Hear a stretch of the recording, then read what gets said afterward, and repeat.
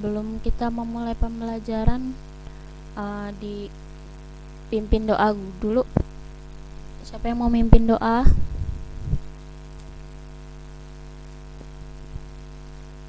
Ketua kelas siapa? Ketua kelas.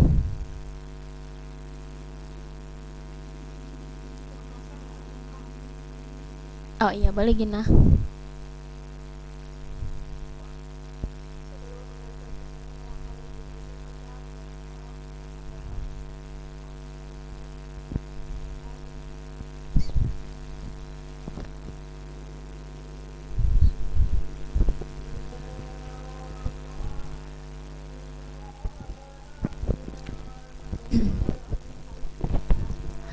Terima kasih Gina.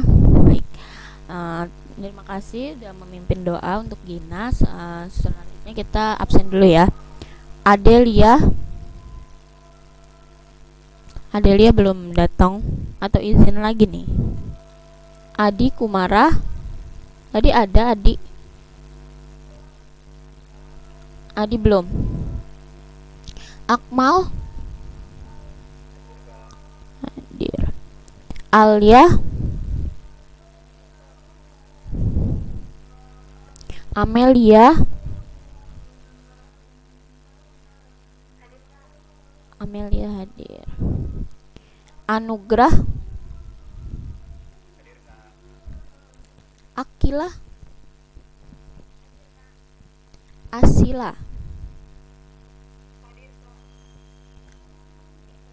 Rizka udah hadir kok. Oke, setelah absen kita lanjut ke pembelajaran kita pada hari ini. Udah terlihat?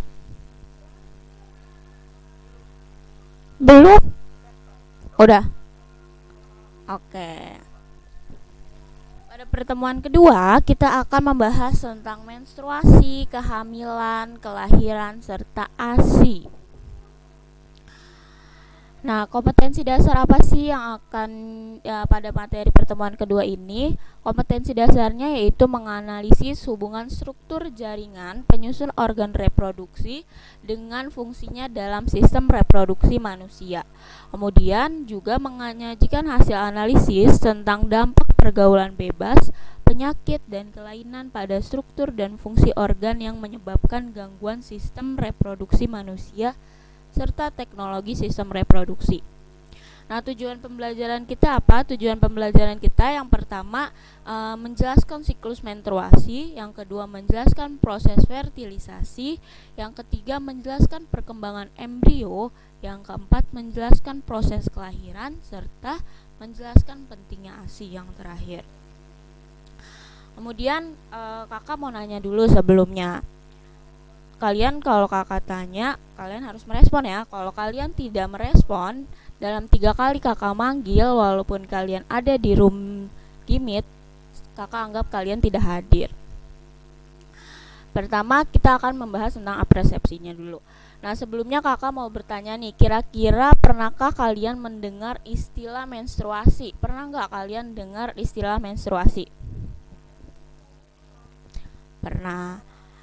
Nah, siapa sih yang mengalami menstruasi? Kira-kira siapa yang mengalami menstruasi? Siapa? Cewek-cewek, kaum hawa ya kan.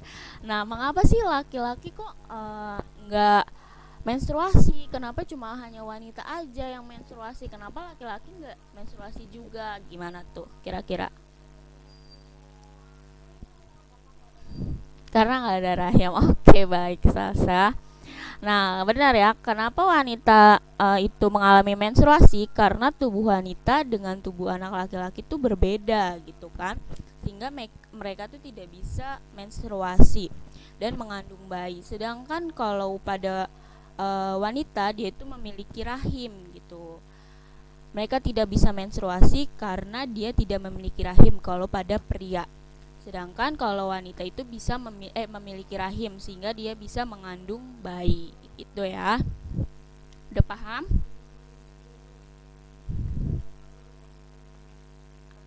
Oke, kita lanjut ke menstruasi. Kali ini kita akan membahas menstruasi terlebih dahulu. Pasti sebagai kaum Hawa ini udah tidak asing lagi dong dengan istilah menstruasi. Bahkan laki-laki juga udah nggak tabu lagi dengan istilah menstruasi. Nah, menstruasi ini terjadi pada wanita setiap 1 bulan sekali, ya kan? Nah, menstruasi ini dimulai dari kapan? Menstruasi ini dimulai saat wanita itu memasuki masa pubertas gitu. Sampai kapan menstruasi ini terjadi? Sampai wanita tersebut mengalami menopause. Nah, menstruasi itu apa sih pengertiannya gitu? Menstruasi itu adalah keluarnya darah, cairan jaringan, dan sel-sel epitel yang menyusun dinding rahim. Jadi saat menstruasi itu nggak hanya keluar darah aja, tapi dia juga keluar cairan jaringan dan sel-sel epitel yang menyusun dinding rahim gitu. Nah, kenapa sih kita itu menstruasi? Penyebabnya apa? Kita itu bisa menstruasi. Penyebabnya karena meluruhnya dinding rahim. Ketika sel telur itu tidak dibuahi oleh sperma, maka terjadilah menstruasi. Gitu. Nah, misalnya nih pada gambar ini, di sini kita umpamakan ya, kita perumpamakan di sini ada sel telur. Ya kan, di sini ada sel telur. Nah, sel telur itu kan diproduksi di ovarium, ya kan?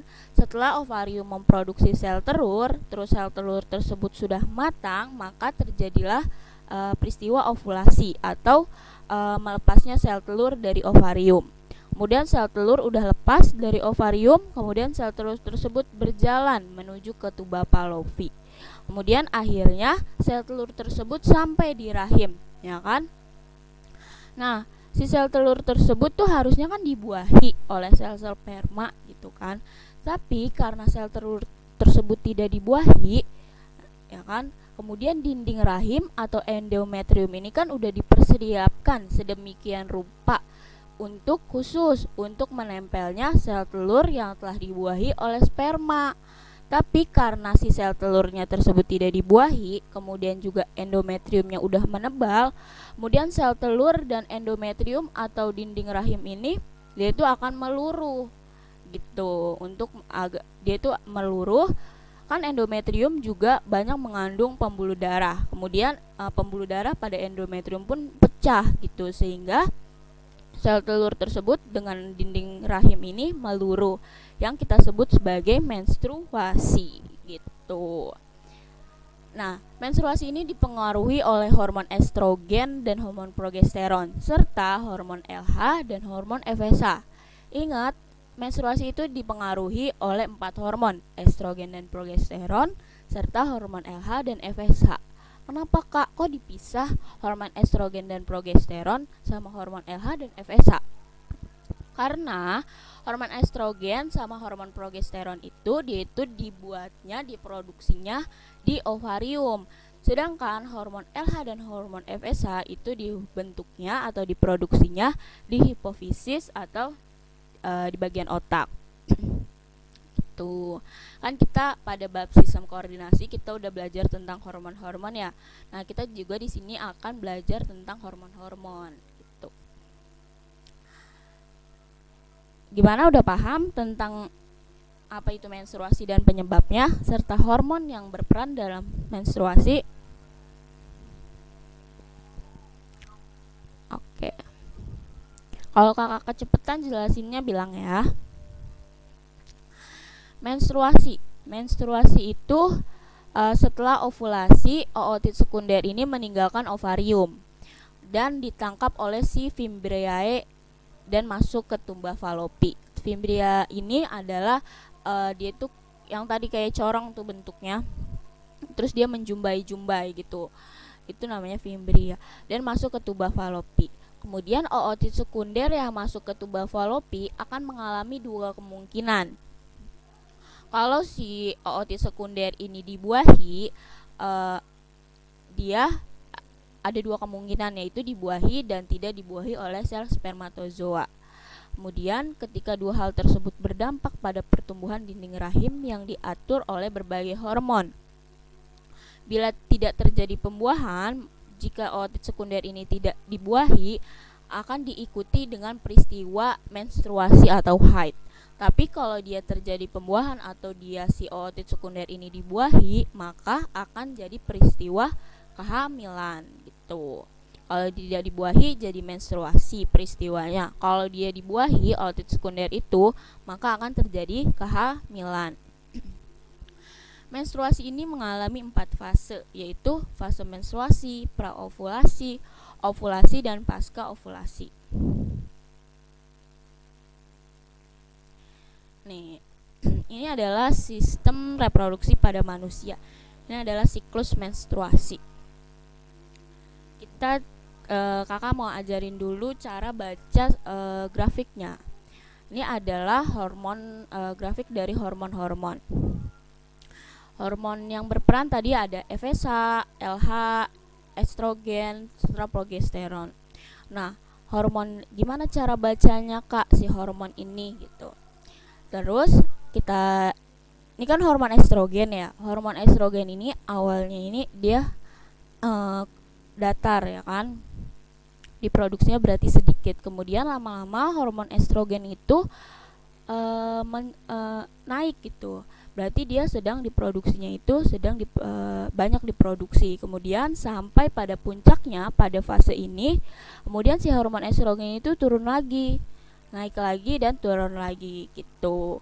Gimana sama si progesteron? Kalau si progesteron dia naiknya itu stabil gitu kan, tidak signifikan, dia perlahan, maka hormon estrogen ini naik berada di puncaknya pada fase ini, kemudian hormon progesteron akan turun kembali.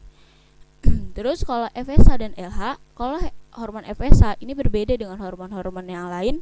Pada pertama dia agak naik gitu dibandingkan dengan hormon-hormon lain, ya kan, dibandingkan hormon LH dan hormon yang lainnya. Kemudian hormon FSH ini naik pada awalnya, kemudian dia akan berada di puncaknya pada fase ini, kemudian akan turun kembali. Hormon LH pun sama seperti itu. Itu adalah hormonnya. Ini ada folikelnya.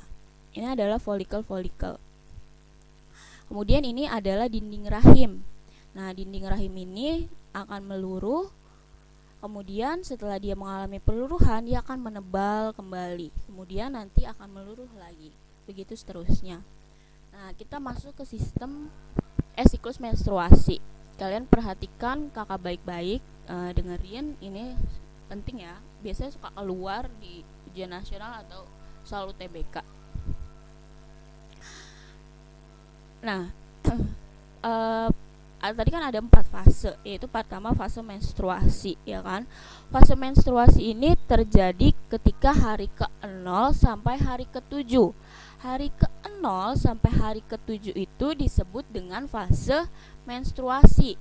Siklus menstruasi ini kan dimulai dari hari pertama, ya kan, atau yang kita sebut dengan hari ke-0. Yang terjadi fase menstruasi apa aja Kak gitu. Pada fase menstruasi hari ke-7, dari hari ke-0 sampai hari ke-7, lihat dinding rahimnya baik-baik, lihat dinding rahim baik-baik. Dinding rahim ini makin menipis, ya kan, dia makin turun. Kenapa Kak? Kok bisa turun? Kenapa dia kok makin tipis gitu? Karena dinding rahimnya itu meluruh, kemudian nanti habis gitu kan. Dinding rahim ini yang mengakibatkan luruhnya dinding rahim ini yang mengakibatkan menstruasi. Kalian lihat gambar pada fase menstruasi ini kayak lagi jatuh kan, dia dinding rahimnya itu kayak lagi luruh. Itu adalah dinding rahimnya itu sedang meluruh pada fase menstruasi ini. Nah, apa aja yang terjadi ketika fase menstruasi? Kita lihat dari hormonnya. Hormon FSH itu dia pada fase menstruasi tinggi kan, tuh. Dia pada fase menstruasi hormon FSH ini tinggi. Nah, kenapa dibandingkan hormon-hormon yang lain? Kenapa? Karena hormon FSH ini yang memicu berkembangnya folikel. Ya, dia dari kecil nanti jadi folikel sekunder, terus jadi folikel tersier. Nah, yang memicu berkembangnya berkembangnya folikel ini adalah hormon FSH. Hormon FSH. Hormon FSH ini memicu berkembangnya folikel. Folikel itu adalah tempat berkembangnya sel telur dalam ovarium. Jadi hormon FSH yang memicu perkembangnya folikel. Kemudian kalau dilihat dari hormonnya, tadi hormon FSH itu memicu perkembangan folikel. Kalau dinding rahimnya itu dia sedang meluruh pada fase menstruasi ini bersama darah yang kita sebut dengan fase menstruasi. Ingat, apa yang terjadi pada fase menstruasi di hari ke-0 sampai hari ke-7, yaitu hormon FSH itu memicu perkembangan folikel dalam ovarium. Kemudian si dinding rahimnya pada fase menstruasi di hari ke-0 sampai hari ke-7 itu dia meluruh dinding rahimnya bersama darah yang kita sebut sebagai menstruasi. Tetapi menstruasi pada sebagian wanita itu berbeda. Bisa kurang dari 7 hari, bisa 5 hari gitu kan, atau bahkan sebaliknya bisa lebih dari 7 hari, bahkan 10 hari itu ada wanita yang menstruasi sampai 10 hari. Itulah yang terjadi pada fase menstruasi. Gimana, udah paham? Sebelum kakak lanjut ke fase berikutnya. Halo? Paham? Iya.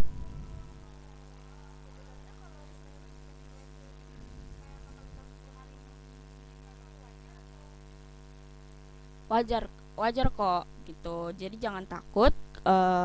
Wajar saat kalian itu menstruasi lebih dari 7 hari, itu adalah wajar, apalagi remaja kayak kalian, siklus menstruasinya itu belum teratur gitu, jadi masih dalam wajar ketika seseorang itu menstruasinya 10 hari, karena berbeda-beda antara wanita satu dengan wanita lainnya gitu. Paham? Siapa tadi yang nanya? Rizka? Oh Lia, oke baik Lia, terima kasih, pertanyaannya bagus sekali. Oke, itu fase menstruasi. Kemudian kita fase voliferasi. Fase voliferasi ini terjadi pada hari ke-7 sampai hari ke-14. Apa aja Kak yang terjadi pada fase voliferasi Kak?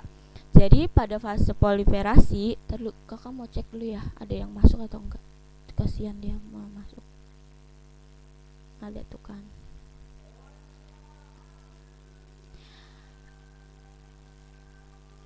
Pada fase voliferasi itu terjadi pada hari ke-7 sampai hari ke-14. Apa yang terjadi di fase voliferasi? Dinding rahimnya ini kita lihat dari dinding rahimnya. Dinding rahimnya ini makin lama makin menebal pada fase voliferasi, ya kan?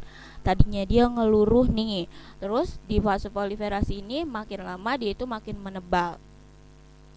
Terus dilihat dari hormonnya. Hormonnya yang bertambah hormon apa aja? Lihat, hormon estrogen bertambah.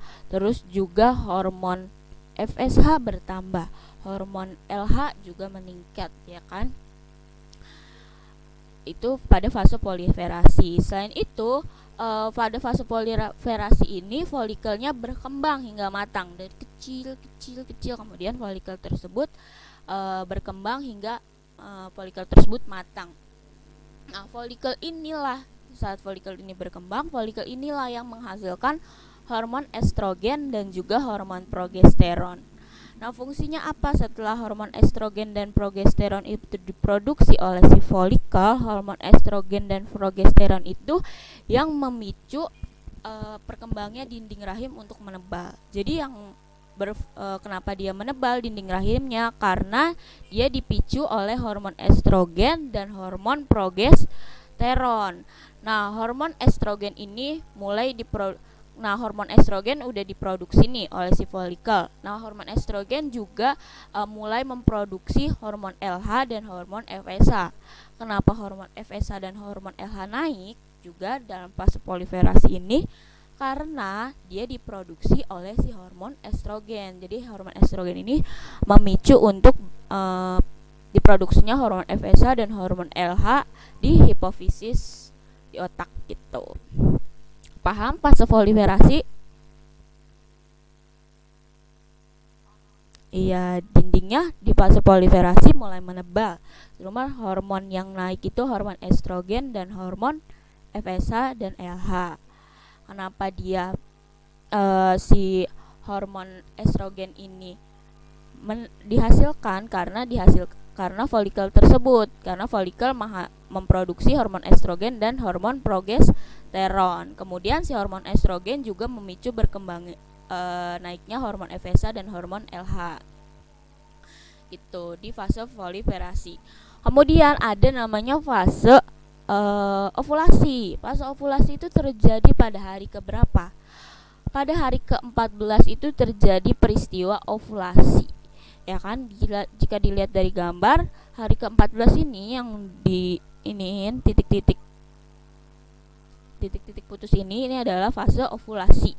Ovulasi apa, Kak? Ovulasi itu adalah melepasnya sel telur atau keluarnya sel telur dari ovarium, itu adalah ovulasi. Nah, ovulasi ini terjadi karena kenapa? Fase ovulasi ini terjadi, kan kita lihat nih, hormon LH meningkat secara drastis, meningkat secara mendadak gitu kan. Hormon LH yang tadinya diam aja datar, kemudian pada hari ke-14 ini dia naik secara drastis, berada di puncaknya. Nah, meningkatnya hormon LH yang mendadak ini mengakibatkan lepasnya sel telur dari ovarium. Kemudian terjadilah proses ovulasi. Gitu. Kenapa dia terjadi ovulasi? Karena hormon LH yang naik secara mendadak. Gitu. Sehingga terjadilah keluarnya sel telur dari ovarium. Kemudian itu fase ovulasi. Kemudian ada fase sekretori. Apa sih fase sekretori? Fase sekretori ini terjadi pada hari ke-14 sampai hari ke-28. Ya, fase sekretori ini dia tuh terjadi pada hari ke-14 sampai ke-28.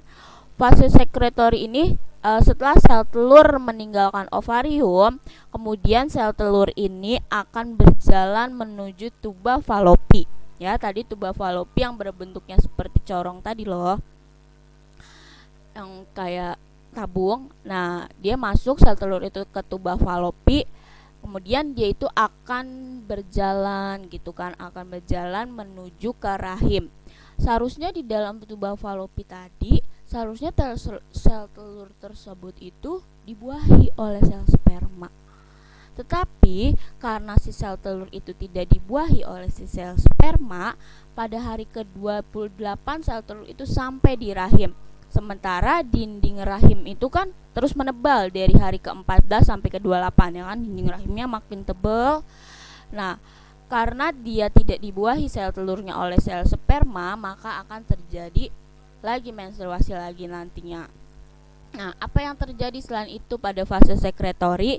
Jika sel telur tadi tidak dibuahi oleh sel sperma, maka si corpus luteum ini, itu apa? Corpus luteum itu adalah yang berfungsi untuk menghasilkan hormon progesteron gitu, untuk memicu berkembangnya hormon progesteron, diproduksinya hormon progesteron.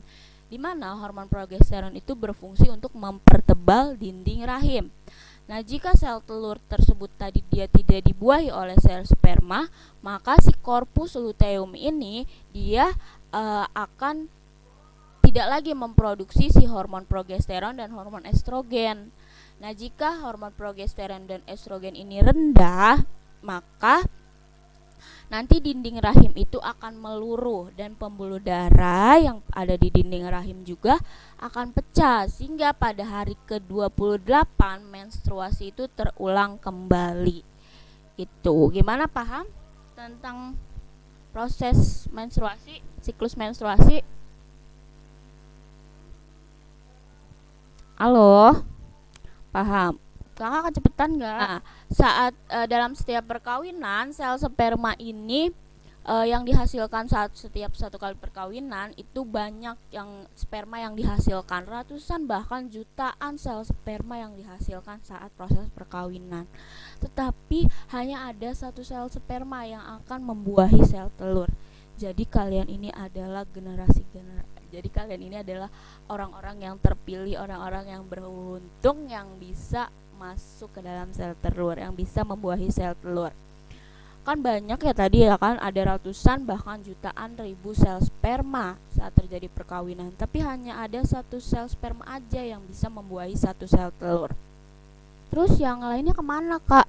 Yang lainnya itu akan mati. Berarti kalian itu adalah udah mengalahkan ratusan bahkan jutaan ribu sperma, ya kan? Akhirnya kalian itu mengalahkan ratusan bahkan jutaan ribu sperma, kemudian kalianlah yang terpilih. Jadi kalian itu adalah orang-orang terpilih yang bisa menembus sel telur gitu.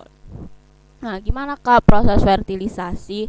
Jadi proses fertilisasi itu, perhatikan kakak baik-baik ya.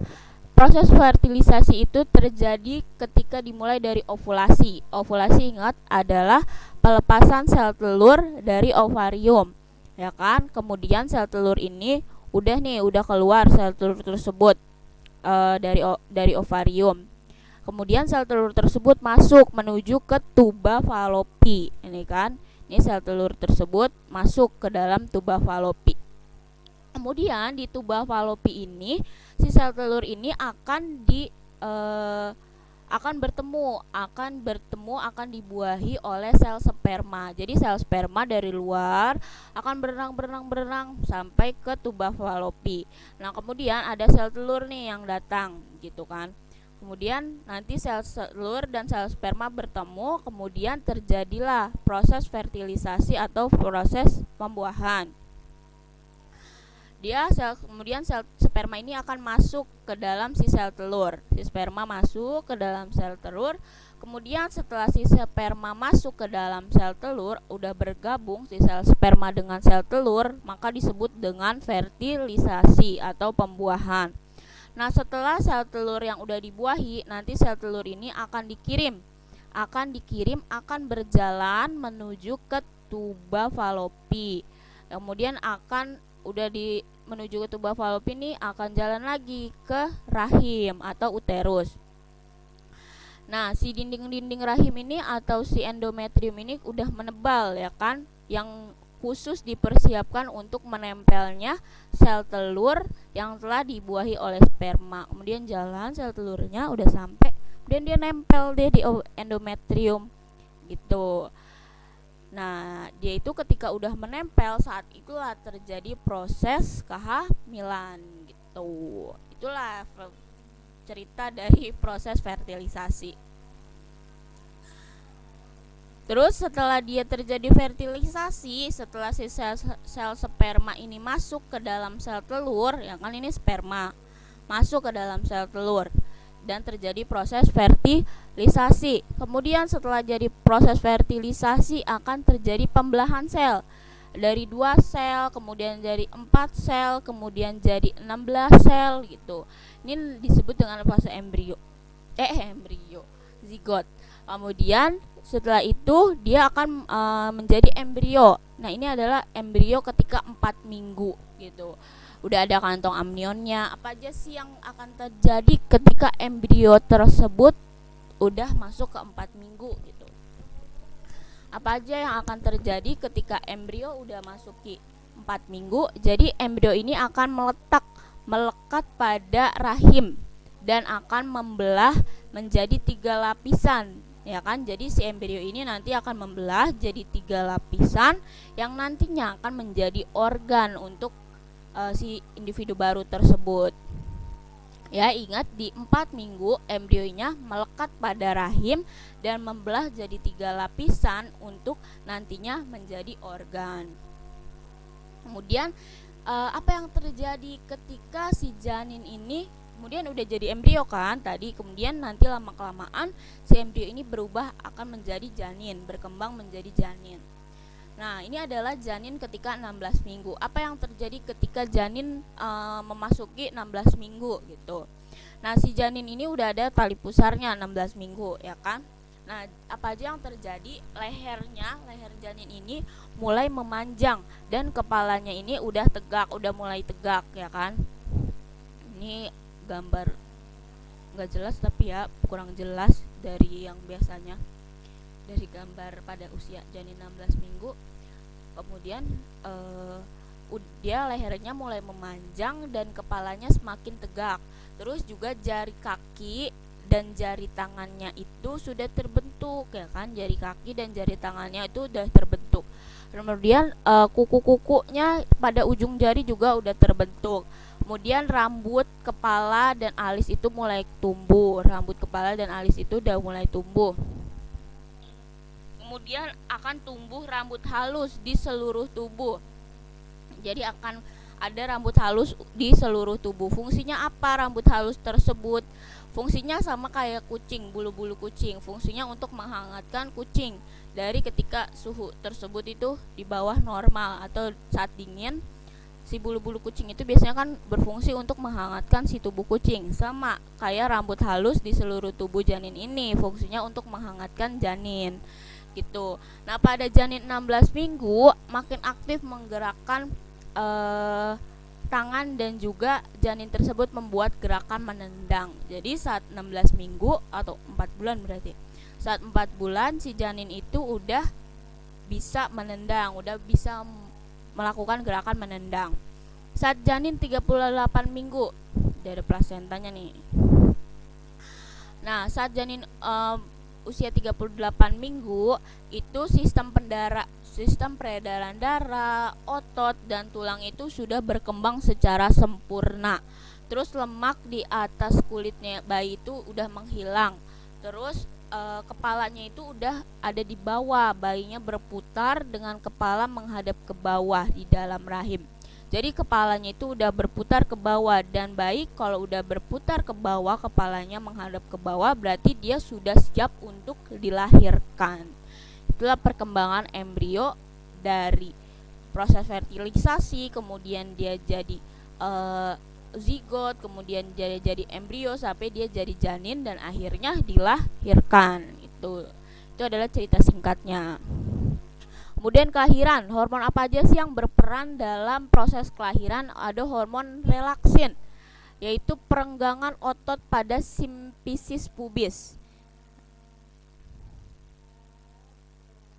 Kemudian ada hormon estrogen yang mengatasi pengaruh progesteron, terus juga hormon yang menghambat kontraksi otot dinding rahim.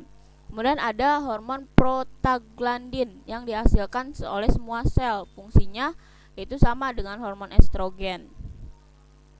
Ada hormon oksitosin yang berfungsi untuk kontraksi dinding uterus atau dinding rahim. Nah, gimana Kak tahapan proses kelahiran? Tahapan proses kelahiran itu ada 3 tahap. Ya, ada 3 tahap. 3 tahap yang ini adalah tahap pertama. Tahap pertama itu dibagi jadi 2, ada fase laten dan juga ada fase aktif. Fase laten dulu. Fase laten ini pembukaan mulut rahim 0 sampai 3 cm. Ya, jadi dia itu pembukaan mulut rahim dari 0 sampai 3 cm. 11 IPA 1 masih ada? Hadir. Masih perhatiin Kakak? Masih. Oke, kita masuk ke tahapan proses kelahiran. Yang pertama ada fase laten. Dia itu pembukaan mulut rahim 0 sampai 3 cm. Jadi dia baru mulut rahim ini baru kebuka 0 sampai 3 cm. Nah, saat fase laten ini kontraksinya itu belum terasa gitu. Masih seperti saat menstruasi, sakitnya tuh kayak masih menstruasi. Kalian paham lah ya. Sakitnya menstruasi. Nah, itu fase laten itu rasa sakitnya seperti sama pada fase menstruasi. Kemudian ada fase aktif. Fase kontraksi ini semakin kuat dan juga menimbulkan rasa ketidaknyamanan. Jadi pada fase aktif ini kontraksinya makin kuat dan menimbulkan ketidaknyamanan. Kemudian ada tahap kedua. Tahap kedua ini ketika si mulut rahimnya ini udah terjadi pembukaan sampai 10 cm, ya kan? Nih, udah terjadi pembukaan si mulut rahimnya sampai 10 cm. Dan bayi siap untuk dilahirkan. Pada tahap kedua ini, kontraksi ibu juga makin intens dan kuat gitu. Jadi kontraksinya makin kuat. Nah, saat kontraksi makanya kan ibu saat melahirkan harus ngeden ya kan. Kenapa harus ngeden? Karena untuk membuka jalan bayi untuk keluar gitu. Kenapa harus ibunya saat kontraksi itu harus ngeden?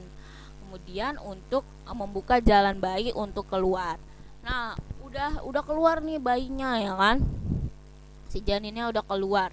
Maka lanjut ke tahap 3. Setelah si janinnya keluar, maka bayinya udah dilahirkan. Langkah selanjutnya itu adalah mengeluarkan si plasenta ini atau ari-ari ini gitu. Paham ya? Tahap proses kelahiran ada 3 tahap.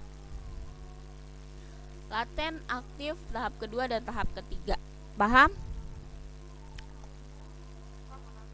Iya?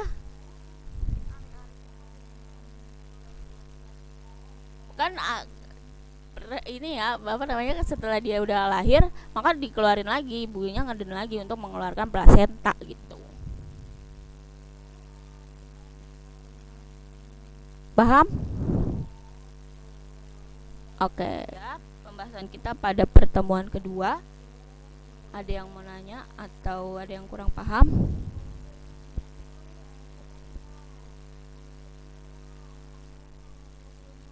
Gimana?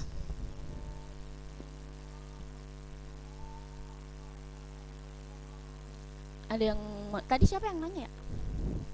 Yang gimana kak cara ngeluarin plasenta atau ari-ari? Siapa tadi yang nanya?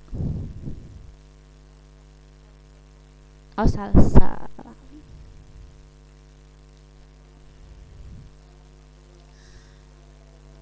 Ada yang nanya lagi?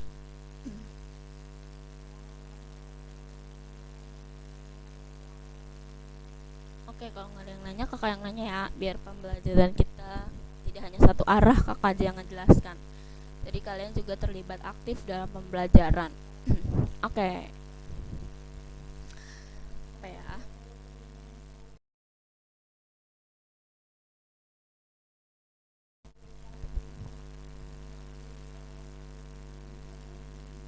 Kenapa sih kita saat menstruasi itu bisa terjadi? Apa yang menyebabkan menstruasi itu bisa terjadi? Siapa yang bisa menjawab?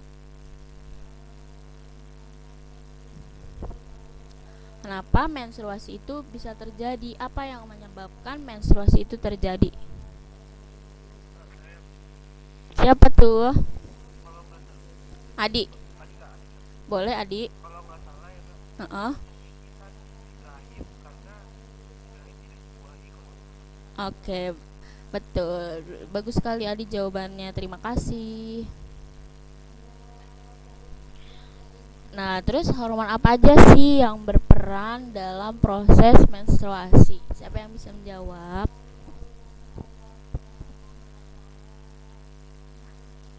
Boleh Vivin?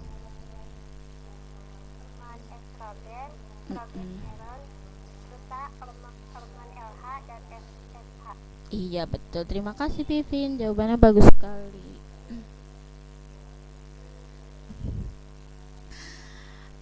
Terus aku mau tanya, fertilisasi apa sih? Fertilisasi itu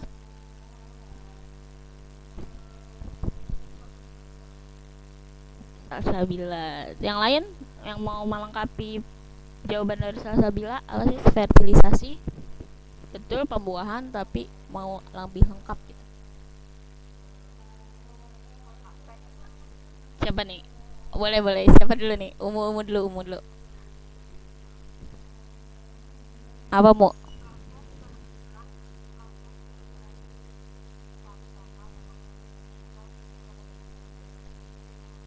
Oke. Coba Imtinan tadi mau jawab apa?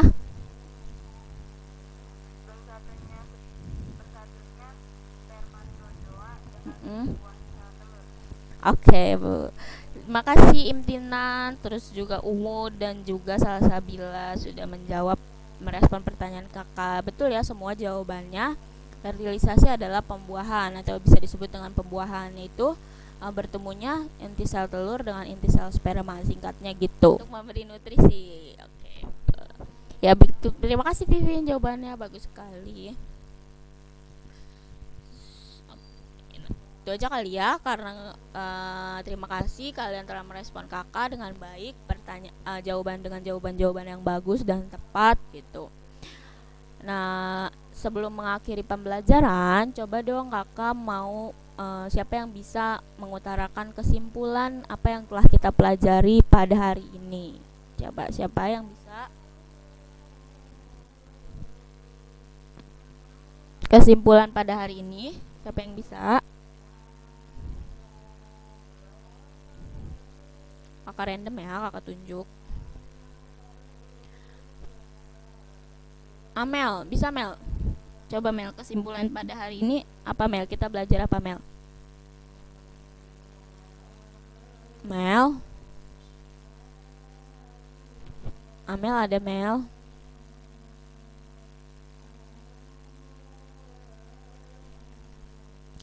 Siapa ya?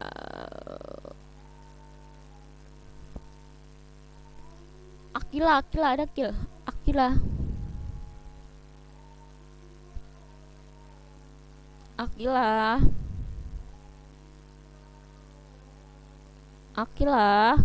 Ingat ya yang tadi kakak bilang, kalau kakak manggil terus kalian gak respon dalam 3 kali, ada apa Kil? Kesimpulan.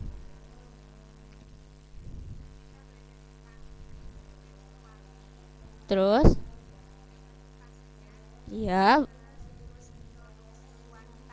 Iya. Kemudian?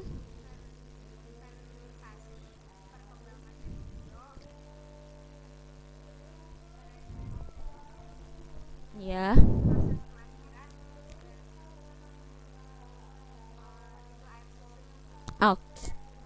Oke, terima kasih Akila. Bagus sekali pendapatnya dan merespon kakak. Oke, itu ya pembelajaran kita pada hari ini. Kurang lebihnya mohon maaf. Wabillahi taufiq wal hidayah. Wassalamualaikum warahmatullahi wabarakatuh.